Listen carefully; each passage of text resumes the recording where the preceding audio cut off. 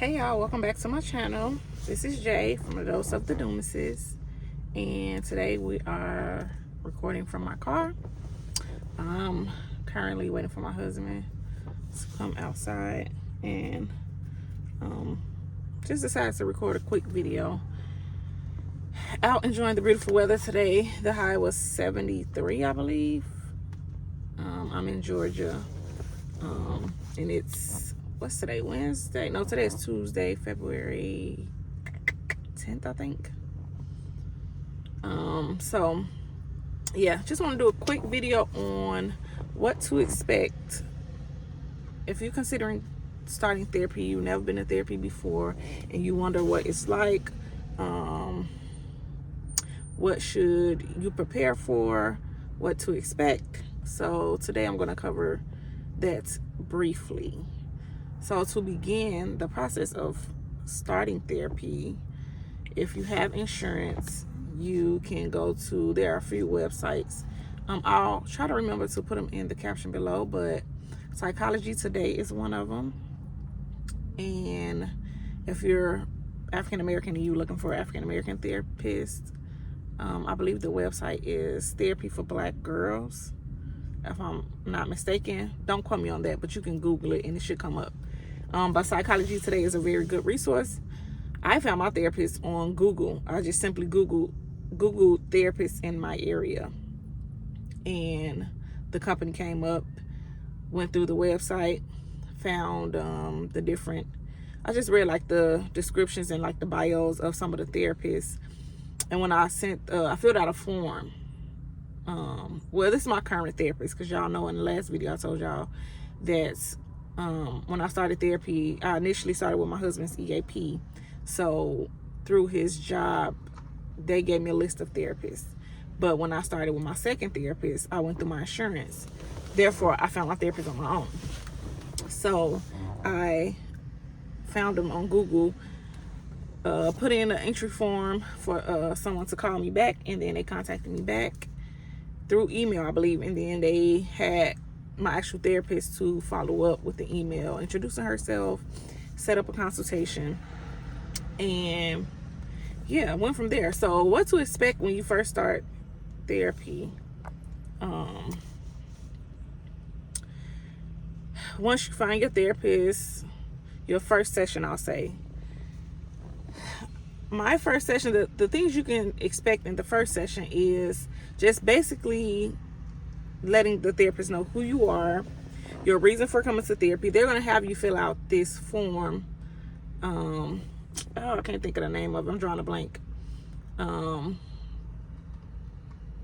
Intake form. They'll have you fill out an intake form, and in the intake form, they'll just basically ask you basic information. But once you talk to someone on the phone, I think my initial phone conversation, my therapist was asking me, like, they'll ask you what brings you to therapy. So your reason for coming to therapy, it could be something currently you're going through. Maybe you're going through job loss, maybe death, you're grieving. It could be something like that just happened, like a life-changing event that just happened in your life currently. Or it could just be something like childhood trauma that you know that, like, you have a newfound awareness of childhood trauma that you never resolved, that you want to, now address in therapy. So you let them know what you're coming for. Like I said, the first session, you're pretty much just giving them background information on who you are, your background information, your childhood dynamic. If you grew up in a two-parent household or raised by a single mother or a single father, however you were raised, foster care or whatever, you're just giving them a little peek into who you are. But for my first therapy session, baby, we got down to the nitty-gritty. Like, yes, I gave her the general information of me being raised by my mom, the dynamics with my mom and my dad, and then we took a deep dive because my dad wasn't in my life. He didn't raise us. We knew who he was. He would come by, and I'll share that in another video, because I have a story to tell for sure. And I don't know if I did tell y'all my first video that I have a twin, like 2 videos ago. If you didn't see, you can go back and watch it. I'm an identical twin. And so my mom raised us by herself. And like I said, we would see our dad from time to time, maybe twice a year, 2 to 3 times a year. But he didn't raise us. So my first session, we got down to the dynamic of my father not being in my life, which opened up some things that I didn't even know. It opened up some wounds, some unresolved, wounds that I didn't even realize that were there. And when I say I was so emotional my first session, I cried like a baby. I went in there thinking, like, really not expecting much. I was nervous, I'm not gonna lie, because my first initial session was in person. And so I was nervous when I went, because even though we had like a phone consult and I gave her brief information on what brought me to therapy, what's bringing me to therapy, it's still a stranger. You don't know. You're being vulnerable, letting them into, who you are, what you have going on. And that's not always easy. So I was nervous. However, once I started talking, it was just like, it was long overdue for me. So it was like a sigh of relief. I was glad to be able to really just vent. It was like a venting session, honestly. And that's the benefit of therapy. So that's one of the benefits of therapy. You have someone that you can vent to, and you don't have to feel bad about it. Because, a lot of times, a lot of us will find, a friend who we trust, that we just feel like, okay, they get me, they understand me, I can pour out my heart to them. But that's not always fair to your friend, because your friend have a limited capacity. Your friend does not have the tools, the expertise. Even if you have a friend who's a therapist, that's still not fair to your friend to have to be on 24/7, to have to play the role of your therapist. And so my first session, I just used it to basically get everything out within that 1 hour.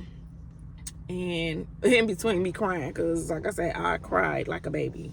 And it was just so relieving. Like, once I left that first session, I was just like I could breathe. It was like a sigh of relief. Like, I finally, found my space in this world where I can feel safe, where I can feel vulnerable. Because if you know me in real life, you know that I'm not a very vulnerable person when it comes to like my friendships. You know things about me, but it'll be surface level. Like, I don't deep dive into things that I go through necessarily, or issues in my marriage with nobody, not even my twin. But over the years, I have grown to become like an open book, because I do share my therapy journey openly, and I'm healing out loud, because I know that what I have, or what I'm going through, or what I've been through, I can share it with the world, and it may help someone, just like I decided to do on this platform. I'm not ashamed of what I've been through. It's just sometimes you just have to find the right people who deserve your space and your energy and your vulnerability, because everybody don't deserve that. Some people will take it and try to use it against you. So prior to therapy, I just was not a vulnerable person. But after that first session, I was just like, oh my goodness, I feel so much better now. I have someone, a safe space that I can vent to, and somebody that can just listen to me, and also provide me with tools on how to navigate the new season of healing and going to therapy. And when I have days that I feel like I don't know what to do, or I'm stuck, they give me the tools, whether that's journaling, whether it's things that I can do physically, like getting outside, letting the sun hit my face, grounding myself, go outside, walking barefoot. And I'll post that in another video too, of ways that I've coped with seasonal depression, because I do have seasonal depression. Ways that I cope, the things that I do and use, and then tools, that I've learned in therapy. But again, let me come back so I can stay focused. What to expect your first session. Expect to just share your background, your childhood, because a lot of things, our personality even, and the things that trigger us, and our conflict resolution skills or lack of, the way we communicate, all those things stem from our childhood, and you will learn that in therapy. And so you can expect to have someone that you can just vent to for that first hour and just give them a little bit, like I say, a little bit of information about you, so that they can have something to work with, if that makes sense. For your next session, they'll give you, they can give you homework on things you can do, so that y'all can have things to talk about in the next session. And they have their tips and their tools on how to get you to, like, the thought-provoking questions or probing questions. They're skilled and trained. That's why I recommend therapy for everyone, because they do extensive training so that they can communicate with you in a way that makes you feel comfortable, or make you feel seen and heard. And so yeah, your first session, just expect to be open-minded. Don't go in there, which I know it's easier said than done to say, don't go in there holding back or trying to be, I don't want to use the word modest, but just feeling like you can't share, because that's the purpose of therapy. Or feeling like, oh, I don't want to tell this person my business. I don't want them going to tell somebody else my business. You sign paperwork. That's why you sign paperwork. And you can also expect to prior to your session, they'll send you intake forms that you have to sign and all those documents, because legally they can't, they're breaching a contract if they go share your information with other people. So just expect to go in with an open mind. Expect to have someone that's going to listen to you and share your, like I say, your background information on where you come from, who you are, and the reason you're there. Don't go in with too many expectations thinking, oh, after this first session, I'm going to feel some sense of healing. No, it's not that simple. Even if you don't feel some sense of relief, or even if you don't feel like, okay, after this first session, I don't know if this is for me. You can't really tell after one session. And I do want to share something before I get off of here. I got some very, very, very, very exciting news to share with you all. And I don't think my husband will mind, so I'm going to share. And if he does mind, I'll just cut this part out. But he started therapy, one-on-one therapy, last Saturday with his therapist. Now, I shared with you all before that me and my husband went to couples therapy before. And I was trying not to make this video too long, but I was sharing with you all before that me and my husband went to couples therapy.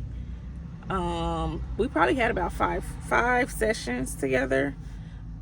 Even before we got married, we had premarital counseling, which was 8 weeks at our church. But since then, with my therapist, we've had couples sessions. And so he knew what it's like to go to therapy. He just was apprehensive of starting therapy, one-on-one therapy.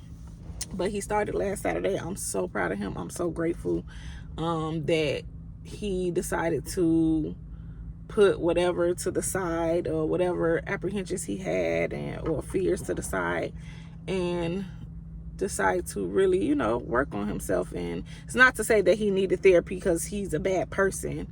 No, we all have unresolved childhood things. It may not even be trauma, but me and my husband have been knowing each other since we were teenagers, and I know the things that he went through.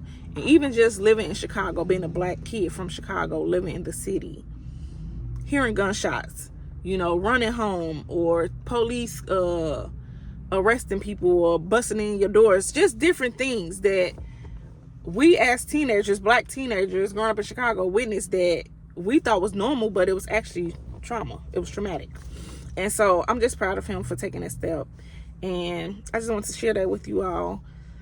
So if you all have any other questions on what to expect with your first therapy session, or if you need any resources, like I said, I will put the websites in the description that you can use to try to find your therapist. Like I said, whether you go through your job EAP or you go through your health insurance, I'll list the websites you can use. And yeah, thank you all for watching. Remember to like, subscribe, share this video, and I'll see you all in the next one. Bye.